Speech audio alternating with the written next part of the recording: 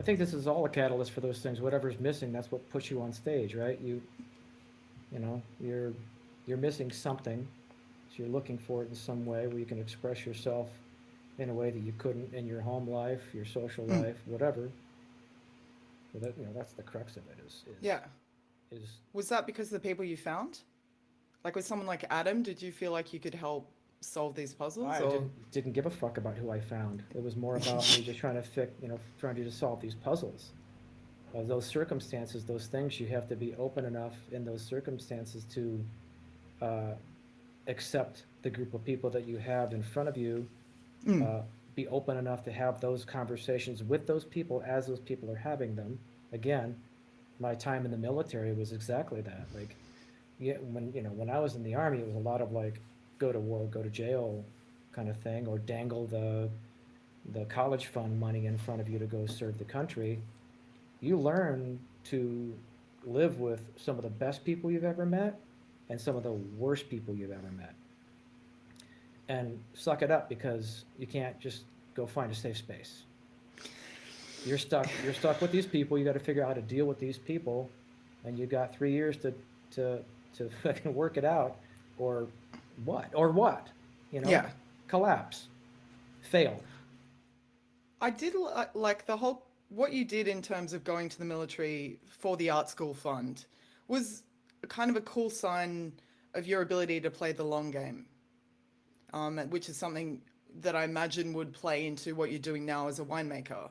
Is that something that you've always had in all your like artistic output as well? Yeah, I guess. Mm. Being living in Mason County, living right on in the middle of orchards and farms and in the snow, the obstacle of snow between you and your goal, metaphorically and literally. I think I just come from that background of you. There are steps you need to take to get to the thing, whatever the thing is. You can't skip any steps.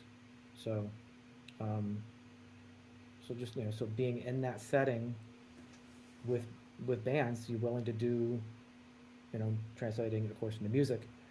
There's there's hurdles in your way from the idea to the execution, the final execution of the idea, with a bunch of chefs in the room trying to figure it out. So you have to deal with those people. So not to be dismissive of any of those other guys in the band. I that's There was a that's moment there. no. Well, I mean, no, that's not really the point. The Yeah. point is that um, we all recognize that we all had something in us that we needed to. There's a puzzle we needed to fix. There's a desire we had uh, to to be desired to solve the puzzles and to just create with every Mm. breath we draw. Right.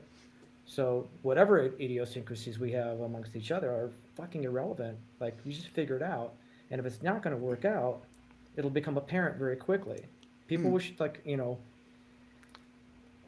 this has been said to me a million times in different ways, but specifically recently, in recent years, as repackaged from a friend of mine named Dave. When someone shows you who they are, believe them the first time. It's a really So, important thing. so once you figure that out, and you go, okay, well, I believe now that I've seen that person react the way they react or act like they Mm. do, I, you know, I've, I can look at myself and figure out what my part is in that and navigate it or Mm. not. If you can't navigate it, don't waste your time. Well, it's interesting because in within even within the heavy metal framework, which has more of a framework, it's more you've already got kind of a house. You always stepped outside of it. And working with, for example, someone like Danny, what struck you about his process and how he interpreted your ideas? Well, yeah, yeah. So as a drummer, he's never satisfied with just playing the 4/4 beat. Although I've heard him play them, um, and it's very strong. His old band, Pygmy Love Search, is very four on the floor, very powerful, fun band full of fucking Vikings. Um, but I think it's it's never just his approach to it, right? It's going to end up being, again, the conversation. He can't play like he plays if he doesn't have a storyteller that can navigate wrangling the odd time signatures. If he's had a guy if he had, like,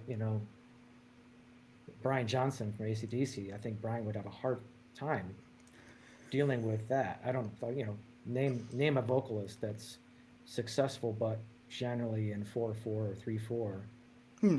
If you don't have that person who can navigate those things. So in a way, he probably had a tendency to, move toward those things because he comes from, that jazz background, the King Crimson background, of those interesting time signatures, but without the other pieces surrounding him, the other three people that can be inspired by that and actually push it farther rather than trying to tether it down.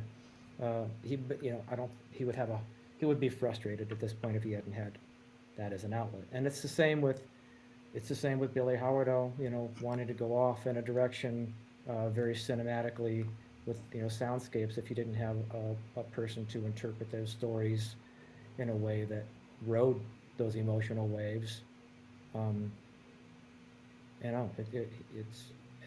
again, I'm the same. Flip the coin. I'm the same way. I can't express something in an interesting, clever way if there's not some kind of interesting, clever cornerstone for me to build it on. So it's almost like you speak different languages, and there's a central point where you can communicate. Right. I'm going to get this word wrong. Colloquialisms.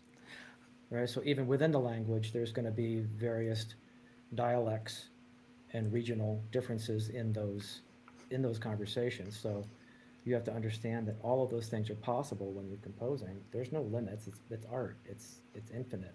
It's like Calypso. You can't bottle it.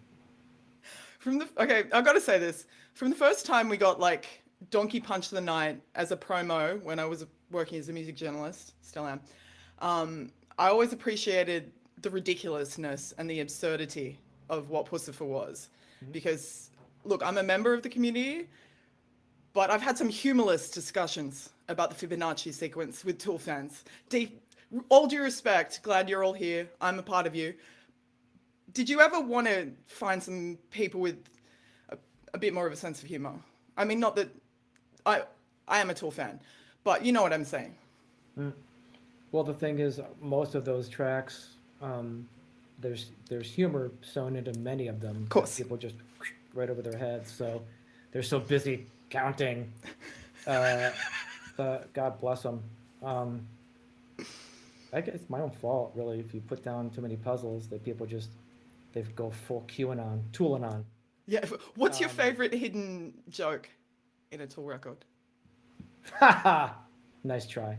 Okay, 5 songs that have changed your life. I know I don't get you for that much longer, but worth a shot. I've got 1 minute to get on the next call. Okay. So 5 songs that change your life in 60 seconds. Shit, man. 3? Let me think about it. Yeah. Well, Blue, Joni Mitchell. Yes. Close to the Edit by Art of Noise. Awesome. Definitely. Ant Music by Adam Ant. I'm just riffing here. I'm down with riffing.